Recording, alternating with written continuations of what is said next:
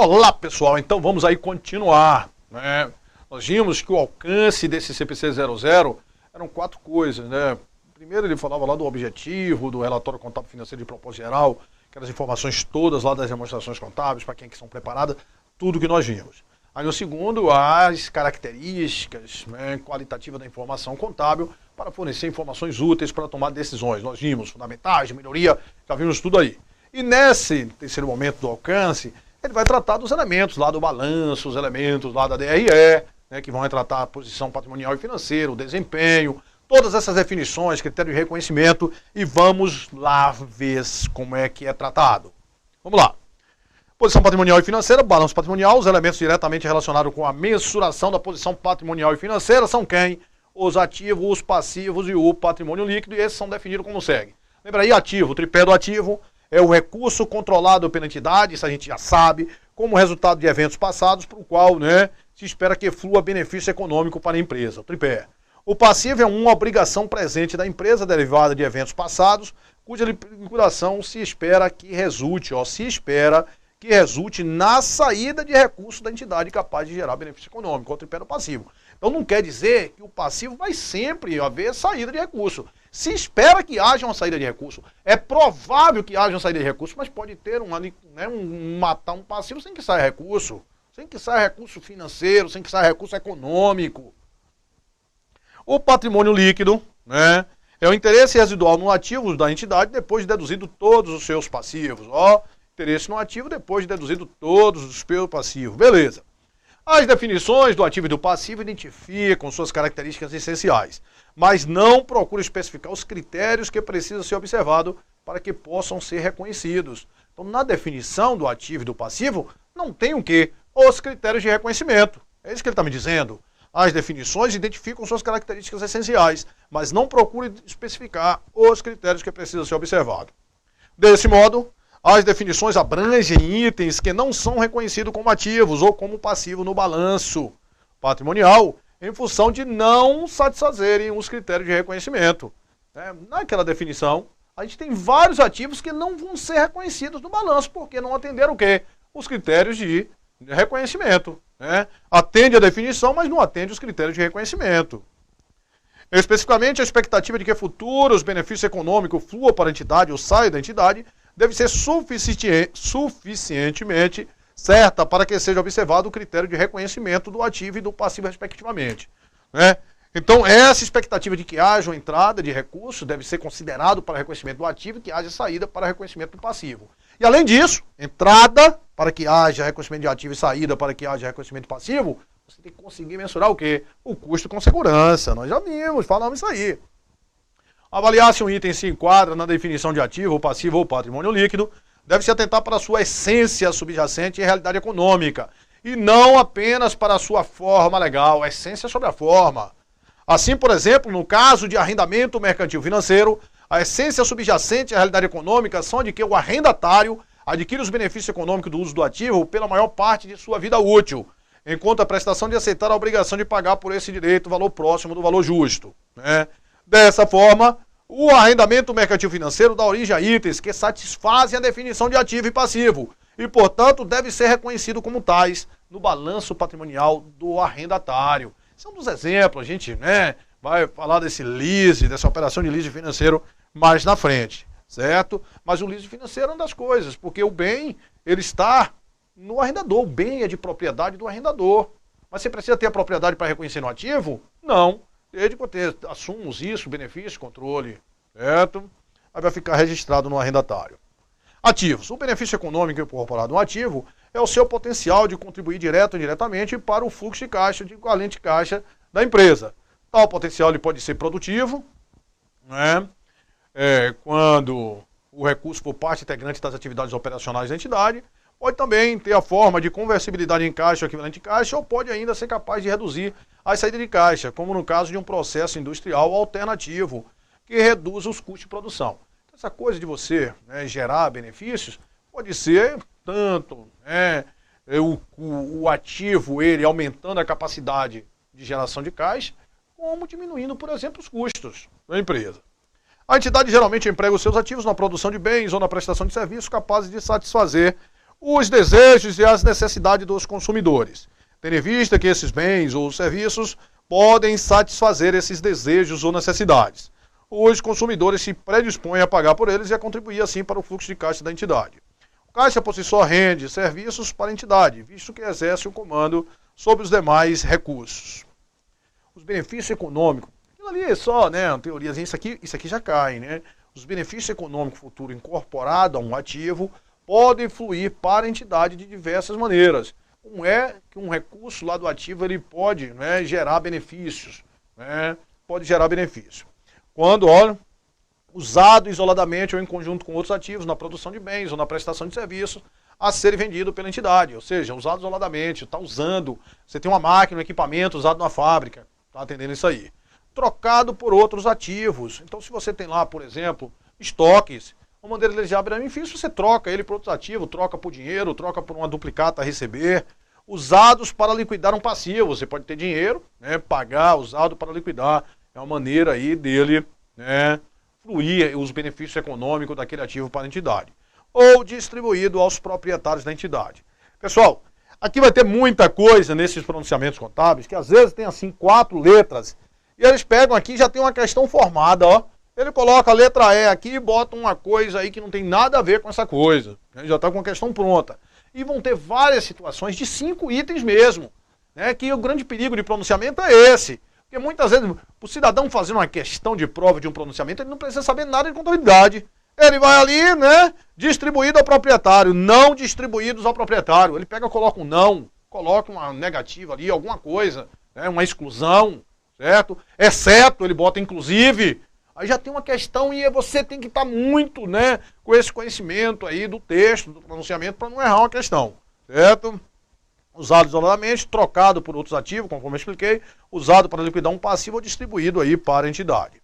Ativo versus ficou aqui, existência física, né?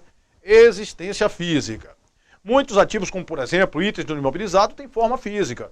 Entretanto, a forma física ela não é essencial para a existência de um ativo.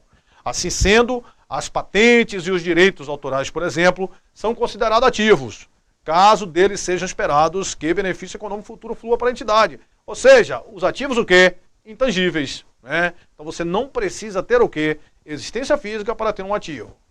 Direito de propriedade. Você não precisa ter a propriedade para que você tenha um ativo. Muitos ativos, como por exemplo, contas a receber imóveis, estão associados a direitos legais, incluídos aí o direito de propriedade. Ao determinar, entretanto, a existência de um ativo, um direito de propriedade ele não é o quê? Não é essencial, certo? Então, aquela figura do lease aí mesmo, a propriedade é do arrendador, mas ele fica registrado aonde? No arrendatário. Assim, por exemplo, um objeto de arrendamento mercantil será um ativo caso a entidade controle os benefícios econômicos que são esperados que fluam da propriedade. Os ativos da entidade resultam de transações passadas ou de eventos passados. As entidades normalmente obtêm ativos por meio de sua compra ou produção, mas outras transações ou outros eventos podem gerar ativos. Normalmente você produz ou compra os ativos. Por exemplo, um imóvel recebido de um ente governamental como parte de um programa para fomentar o crescimento econômico de dada região ou a descoberta de jazida de minerais. Transações ou eventos previstos para ocorrer no futuro não dão origem por si só ao surgimento de ativo. Desse modo, por definição, por exemplo, a intenção de adquirir estoques, se eu estou pensando em adquirir estoques, por si só, isso não vai me dar direito ao quê, pessoal? A um ativo, não vai fazer com que eu registre um ativo, só a intenção de adquirir, né? Há uma forte associação entre incorrer em gastos e gerar ativo. Mas ambas as atividades não são necessariamente indissociáveis. Você pode ter um ativo sem ter o quê, pessoal? Sem ter gastado nada, né? Se você recebe uma doação. Assim, o fato de a entidade ter incorrido em gastos pode fornecer uma evidência de busca de futuros benefícios econômicos, mas não é prova conclusiva de que um item satisfaça a definição de ativo tenha sido obtido. Então, não quer dizer que você gastou que você vai ter um ativo. Você pode ter gastado alguma coisa, a gente já viu, e não gerar benefícios, né? Só gerar benefício naquele exercício. Tem que gerar benefício além daquele exercício corrente para que seja um ativo, certo? Então, não é porque você gastou que você vai ter um ativo, e não é também porque você não gastou que você não vai ter um ativo. Você pode ter um ativo sem ter gasto nada. Aí é o que vem aí. De modo análogo, a ausência de gasto relacionado não impede que um item satisfaça a definição de ativo e se qualifique para reconhecimento no balanço patrimonial. Por exemplo, itens que foram doados à entidade podem satisfazer a definição de ativo. Certo? Então, você não pode ficar com aquela coisa, se gastou é ativo, se não gastou a gente não pode reconhecer o ativo, que estão totalmente dissociados. Passivo, uma característica essencial para a existência do passivo é que a entidade tem um quê? Característica é a obrigação presente. Uma obrigação, um dever, uma responsabilidade de agir ou de desempenhar uma dada tarefa de certa maneira.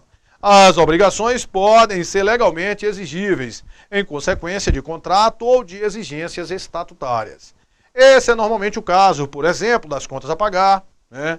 Entretanto, as obrigações surgem também de práticas usuais de negócio, de usos e costumes, né? Desse modo, se, por exemplo, a entidade que decida por questão de política mercadológica ou de imagem retificar defeitos em seus produtos, mesmo quando esses produtos, né, já está fora da garantia, isso vai gerar aí o que para a empresa? Um passivo, certo? Deve-se fazer uma distinção entre a obrigação presente e o compromisso futuro. Se eu vou decidir que eu vou comprar uma mercadoria, isso não vai me gerar um passivo, né? A decisão da administração de entidade de adquirir ativos no futuro não dá origem por si só a uma obrigação presente. A obrigação normalmente surge somente quando um ativo é entregue ou a entidade ingressa em acordo irrevogável para adquirir o ativo. Nesse último caso, a natureza irrevogável do acordo significa que as consequências econômicas de deixar de cumprir a obrigação, por exemplo, em função da existência de penalidade contratual significativa, deixa a entidade com pouca, caso haja alguma liberdade para evitar o desembolso, certo? Então não é essa expectativa de você comprar que você vai reconhecer o passivo, né? Somente se você assumir um acordo irrevogável que vai trazer consequências drásticas para você, que vai fazer com que, né, você, né, vá ter esse desembolso, aí você reconhece o passivo. Pessoal, a liquidação de uma obrigação geralmente implica a utilização pela entidade de recursos incorporados de benefício econômico a fim, né, geralmente implica a utilização pela entidade de recursos incorporados de benefício econômico, a fim de satisfazer a demanda da outra parte. A liquidação de uma obrigação presente pode ocorrer de diversas maneiras, como por exemplo, ele está me dando exemplo, né? Pagamento em caixa, você pode liquidar uma obrigação, transferência de outros ativos. Como assim, Silvio? Transferência lá, né? Nós vimos lá no ativo, a maneira de gerar é troca por outros ativos. Aqui é transferência de outros ativos. Você pode ter lá um passivo, receita antecipada de vendas. Como é que você mata aquele passivo receita antecipada de vendas? Entregando o quê? Mercadorias, transferindo ativos, você mata aquele passivo. Prestação de serviços, a gente pode ter lá uma receita antecipada de serviços. Como é que você mata aquele passivo? Prestando os serviços. Então é uma maneira de você liquidar um passivo. Substituição de uma obrigação por outra, você tem lá uma duplicata a pagar, título de crédito, natureza comercial, decorrente de uma venda a prazo, você não tem dinheiro para pagar, você vai substituir por uma nota promissória a pagar, certo? Ou seja, vai continuar com o passivo? Vai, mas a natureza, aquele passivo especificamente, morreu, certo? Então, a maneira de você, né? E a conversão da obrigação em item do patrimônio. Eu tenho lá uma debênture a resgatar, por exemplo, que é um passivo. Eu, ao invés de liquidar aquele passivo, eu pego e entrego ações da empresa. Conversão de dívida em itens do PL. Isso é uma maneira de você também, né, liquidar um passivo, certo? A obrigação também pode ser distinta por outros meios, tais como renúncia, perdão da dívida. Ah, certo. Então, pessoal, quer dizer, olha só, né, a definição de passivo, dívida presente, decorrente de eventos ocorridos, para cuja liquidação é provável que haja uma saída de recurso econômico. É provável que haja uma saída de recurso econômico. Por exemplo, quando você está dando aqui, prestando serviços, isso é o quê? Uma saída de recurso econômico. Saída de recurso econômico. Saída de recurso financeiro seria o quê? O pagamento em caixa. Mas necessariamente para eu liquidar eu preciso pagar dinheiro, sair dinheiro? Não. Pode haver uma transferência de recurso o quê? Econômico. Prestei um serviço, entreguei uma mercadoria, certo? Mas eu posso dizer que obrigatoriamente vai ter que haver uma transferência, né, de benefício econômico, pessoal. Haja uma saída de benefício econômico? Não. Porque pode haver o perdão da dívida. cuja liquidação do passivo é provável que haja uma saída de recurso econômico, não financeiro. Financeiro é só se você pagar. É provável que haja uma saída de recurso econômico, mas não necessariamente, não obrigatoriamente, porque pode haver um perdão da dívida, você liquidar o passivo sem ter saído nada, certo? Beleza. Essa aqui também é perigosa, quando tem 5 alternativas assim, você só coloca uma errada e já está com questão pronta. Alguns passivos somente podem ser mensurados por meio de significativo grau de estimativa. No Brasil, denomina esse passivo de quê? De provisões. Então, provisão é um passivo, certo? É errado você chamar lá hoje, né, uma conta do ativo de provisão. A definição de passivo surge de uma abordagem ampla, né? Desse modo, caso a provisão envolva uma obrigação presente e satisfaça os demais critérios da definição, ela é um passivo, ainda que seu montante tenha que ser estimado. Exemplos concretos incluem provisões para pagamentos, né, a serem feitos para satisfazer garantias, né, e provisões para fazer obrigações de aposentadoria. Patrimônio líquido. Embora o patrimônio líquido seja definido como algo residual, ele pode ter subclassificações no balanço patrimonial. Por exemplo, na sociedade por ações, recursos aportados pelos sócios, reservas resultantes de retenções de lucro. A gente já viu que o patrimônio líquido ele vem todo, né, segregadozinho lá, as subclassificações lá no PL. A definição diz que ele é o interesse residual no ativo depois de deduzidos os passivos. Resultantes das retenções de lucro e reserva apresentando ajuste para manutenção de capital. Tais classificações podem ser relevantes aí para tomar decisão dos usuários das demonstrações contábeis, quando indicarem restrições legais ou de outra natureza sobre a capacidade que a entidade tem de distribuir ou aplicar de outra forma os seus recursos patrimoniais. Podem também refletir o fato de que determinadas partes com direito de propriedade sobre a entidade tenham direitos diferentes com relação ao recebimento de dividendos ou ao reembolso de capital. A constituição de reserva é, por vezes, exigida pelo estatuto, né, tem a reserva legal, né, ou por lei, para dar à entidade e seus credores uma margem maior de proteção contra eventuais prejuízos. Outras reservas podem ser constituídas em atendimentos à lei que concedam isenções ou reduções dos impostos, reserva de incentivos fiscais. Essas reservas nós vamos estudar. Você não, né? Estou passando assim mais rápido que a gente vai estudar. A existência e o tamanho de tais reservas legais, estatutárias e fiscais representam informações que podem ser importantes para tomar a decisão dos usuários. As transferências para tais reservas são apropriações sempre do lucro acumulado. Portanto, não constitui despesas quando você vai constituir uma reserva. O montante pelo qual o patrimônio líquido é apresentado no balanço depende da mensuração dos ativos e passivos.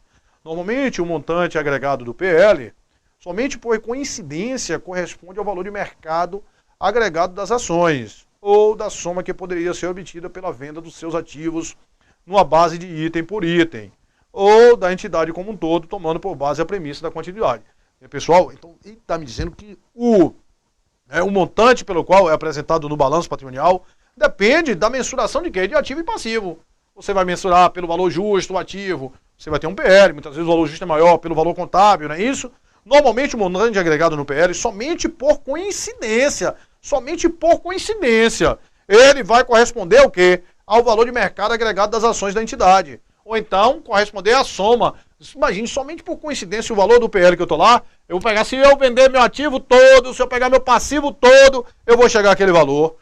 Ou da soma que poderia ser obtido pela venda dos seus ativos líquidos, numa base de item por item. Se eu vender meus ativos todos na base de item por item, eu vou nunca chegar ao valor do PL, né? Eu vou realizar aquilo ali pelos valores que estão lá no ativo? Não vou, né? Então, o patrimônio líquido, somente por coincidência, corresponde ao valor de mercado agregado das ações. Performance. O resultado é frequentemente utilizado como medida de performance, né? Se lembra lá como nós falamos de performance? Aí, a performance é medida com o resultado, tais como o retorno de investimento ou o resultado por ação. Os elementos diretamente relacionados com a mensuração do resultado são as receitas e as despesas. O reconhecimento da mensuração das receitas e despesas e, consequentemente, do resultado depende em parte dos conceitos de capital e manutenção de capital adotado pela entidade na elaboração de suas demonstrações contábeis. As definições, nós já vimos isso também, definições de receitas e despesas. Receitas são aumentos nos benefícios econômicos, sob a forma de entrada de recurso, aumento de ativo ou diminuição de passivo, certo? Sempre que resulte em quê? Em aumento do PL. Receita sempre resulta em aumento do PL e que não seja relacionado relacionado com a contribuição dos detentores dos instrumentos patrimoniais, Como assim, Silvio, que não são relacionados com a contribuição? Ou seja, que não são transações com os sócios na qualidade de proprietário, que isso aqui não seja uma integralização de capital, porque uma integralização de capital vai aumentar o ativo, aumenta o PL e não é receita. As despesas são decréscimo nos benefícios econômicos durante o período contábil, sob a forma de saída de recursos ou da redução de ativos ou assunção de passivos, que resulta em decréscimo, sempre decréscimo do patrimônio líquido, e que não seja relacionado com a distribuição aos detentores. Despesa, diminui ativo, aumenta passivo, vai diminuir PL, e que não seja transação de quê? Com sócio na qualidade de proprietário, ou seja, que não seja de distribuição de dividendos. As definições de receita e despesa identificam suas características essenciais, mas não são uma tentativa de especificar os critérios que precisam ser satisfeitos para que sejam reconhecidos na demonstração do resultado. As receitas podem ser apresentadas na demonstração do resultado de diferentes maneiras, de modo a serem prestadas informações relevantes para a tomada de decisões econômicas. Por exemplo, é comum distinguir os itens de receita e despesas que surgem no curso normal das atividades usuais da entidade, daquela que não surge. Por exemplo, uma receita com vendas, você separar, por exemplo, de uma receita de venda de imobilizado. A receita com venda de mercadoria é uma receita ordinária. A receita com venda de imobilizado, você não vende aquilo toda hora, é uma receita extraordinária, certo? Essa distinção é feita considerando que a origem de um item é relevante para a avaliação da capacidade que a entidade tem de gerar caixa, equivalente caixa. Pessoal, existe receita, existe ganho, existe despesa e existe perdas, certo?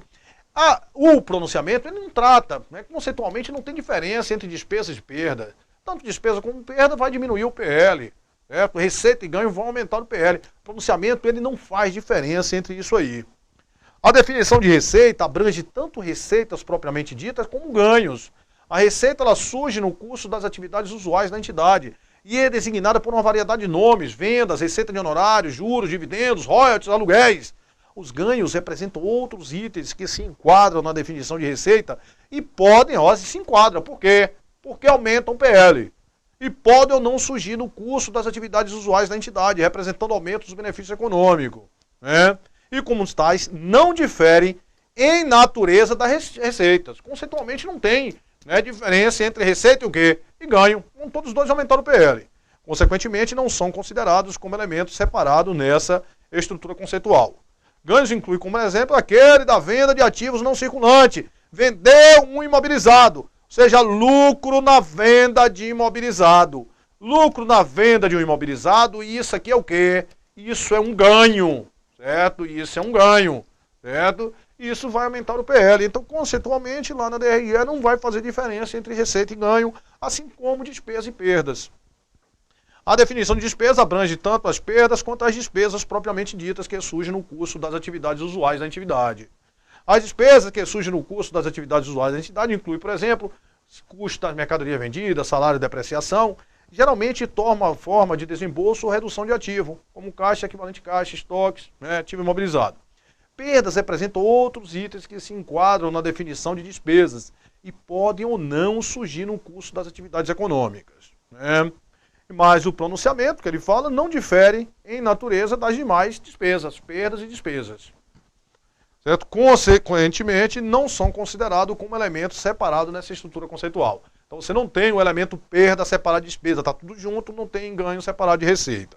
Perdas incluem, por exemplo, as que resultam de sinistro contra incêndio, inundações, assim como as decorrem de vendas de ativo não circulante. Teve uma perda lá na venda, no imobilizado, esse tipo de coisa. Reconhecimento dos elementos nas demonstrações. O reconhecimento é o processo que consiste na incorporação ao balanço patrimonial ou a demonstração do resultado de item que se enquadre na definição de elemento e que satisfaça os critérios de reconhecimento. O reconhecimento envolve a descrição do item, a mensuração do seu montante monetário e a sua inclusão no balanço patrimonial. Beleza. Os critérios que satisfazem o reconhecimento devem ser reconhecidos no balanço na DRE. Um item que se enquadre na definição de elemento deve ser reconhecido se for provável que os benefícios associados ao item para a entidade flua para a entidade ou flua da entidade, ou seja, o ativo flua para a entidade, o passivo flua da entidade. E o seu custo ou valor puder ser mensurado com o quê? Com confiabilidade. Também reconhecimento do ativo deve ser reconhecido quando for provável que os benefícios econômicos dele provenientes fluirão para a entidade, vai entrar, e o seu custo ou valor puder ser mensurado com o quê? Com confiabilidade. Um ativo ele não deve ser reconhecido no balanço patrimonial quando os gastos, né, incorridos não proporcionarem a expectativa provável de geração de benefício econômico para a entidade, além do período contábil corrente. Estou em 2018, comprei um ativo, se ele só for gerar benefícios em 2018, aquilo não vou reconhecer como ativo, eu vou reconhecer como o quê? Como despesa. E aqui incorpora aquela ideia que nem todo gasto você vai reconhecer como ativo. Ao invés disso, tal transação deve ser reconhecida como despesa na demonstração do resultado. Esse tratamento não implica dizer que a intenção da administração ao incorrer nos gastos tenha sido a de gerar benefício econômico futuro para a entidade ou que a administração tenha sido mal conduzida. A única implicação é que o grau de certeza quanto à geração de benefício econômico para a entidade, além do período contábil corrente, é insuficiente para garantir o reconhecimento do ativo. Reconhecimento passivo deve ser reconhecido quando for provável que haja uma saída de recursos e você, né, conseguir mensurar com confiabilidade. Na prática, as obrigações originadas de contrato ainda não integralmente cumpridos de modo proporcional, né, não são geralmente reconhecidos como passivo nas demonstrações contábeis. Contudo, tais obrigações podem enquadrar na definição de passivos, caso não sejam atendidos os critérios de reconhecimento. Nesse caso, o reconhecimento do passivo exige o reconhecimento dos correspondentes ativos e despesa. Reconhecimento de receita e despesa. Deve ser reconhecida na DRE quando resultar em aumentos dos benefícios econômicos, né, e puder ser o quê? Ser mensurado com confiabilidade. Isso significa, na prática, que o reconhecimento da receita ocorre simultaneamente com o reconhecimento do aumento do ativo ou da diminuição de quem? Do passivo, certo? Vai ser sempre o aumento do ativo ou a diminuição de passivo, para você ter uma receita. E reconhecimento das despesas. As despesas devem ser reconhecidas na demonstração do resultado quando resultarem em decréscimo nos benefícios econômicos futuros, relacionado com decréscimo de ativo, com aumento de passivo e puder ser mensurado com confiabilidade. Isso significa que o reconhecimento ocorre simultaneamente com o aumento do passivo ou com uma diminuição de ativo. Isso que eu estou dizendo, a despesa, você tem uma despesa, ou vai diminuir o ativo ou vai aumentar o passivo. Sempre, certo? A despesa. E a receita, ou aumenta o ativo ou diminui o passivo. Mensuração dos elementos das demonstrações contábeis. A gente viu a definição, reconhecimento, agora a mensuração, que você o quê? Atribuir valores monetários para os elementos das demonstrações. Mensuração é um processo que consiste em determinar os montantes monetários por meio do qual os elementos das demonstrações contábeis eles devem ser reconhecidos e apresentados no balanço e na DRE. Esse processo vai envolver a base específica aí da mensuração, né? Um número variado de base de mensuração é empregado em diferentes graus e em variadas combinações nas demonstrações contábeis. Essas bases incluem o que segue. Aí nós temos o custo histórico, nós falamos disso na aula anterior. Os ativos eles são registrados pelos montantes pagos em caixa ou equivalente de caixa ou pelo seu valor justo dos recursos entregues para adquiri-lo quando? Na data da aquisição. Os passivos são registrados pelo montante dos recursos recebidos em troca da obrigação ou em algumas circunstâncias, como por exemplo, né, imposto de renda, pelos montantes em caixa equivalente que seriam necessários para liquidar o passivo no curso normal das operações. Conceito de custo histórico. Do ativo, valor pago para adquirir o ativo lá em caixa, equivalente de caixa, valor justo quando? Na data da aquisição. Pronto. Mas vai ficar sempre com esse custo histórico? Não. Nós vamos ter as variações do custo histórico e foi isso que nós já falamos. Custo corrente, os ativos são mantidos pelos montantes em caixa, ou equivalente de caixa, que teriam de ser pagos se esse ativo fosse adquirido quando? Na data do balanço. Os passivos são reconhecidos pelo montante em caixa, ou equivalente de caixa, não descontado, que seria necessário para liquidar a obrigação quanto? Na data do balanço. Custo histórico e custo corrente são valores o quê? De entradas. Valor realizável. Olha só, os ativos são mantidos pelo montante em caixa, ou equivalente de caixa, que poderiam ser obtidos o quê? Uma venda de forma ordenada no curso, né, do exercício social. Os passivos eles são mantidos pelos seus montantes de liquidação, isso é, pelos montantes em caixa ou equivalente de caixa, não descontados, que se espera serão pagos para liquidar quando? No curso normal dos negócios, ou seja, não é na época das demonstrações. Valor presente, os ativos são mantidos pelo valor presente, descontado, os ativos descontados do quê? Dos fluxos futuros da entrada líquida de caixa, que se espera que seja gerado no curso normal aí das operações. Os passivos são mantidos pelo valor presente, descontado, dos fluxos futuros de saída líquida de caixa, que se espera serão necessários para liquidar o passivo no curso normal das operações valor presente. Olha só, a base de mensuração mais comumente adotada, o que é o normal pelas entidades, na elaboração de suas demonstrações é qual? É o custo histórico. Ele é normalmente combinado com outras bases de mensuração. Por exemplo, os estoques são geralmente mantidos pelo menor valor entre o custo e o valor realizável, né? Os títulos negociáveis podem ser determinados pelo valor de mercado. Os passivos decorrentes de pensão são mantidos pelo seu valor presente, ou seja, são as variações de quem? Do custo histórico. Ademais, em algumas circunstâncias, determinadas entidades usam a base de custo corrente como resposta à incapacidade de um modelo contábil de custo histórico enfrentar os efeitos das mudanças de preço dos ativos não monetários, certo? Então a grande coisa é você utilizar o quê? O custo histórico. Essa é a regra aí. Excepcionalmente pode-se utilizar o custo corrente, né? Tranquilo, né? Aí, pessoal, no próximo bloco a gente fala aí um pouco desse conceito de capital e de manutenção de capital, que é daqueles 4 lá itens do alcance do pronunciamento. A gente já falou dos 3, só falta esse aí. Beleza?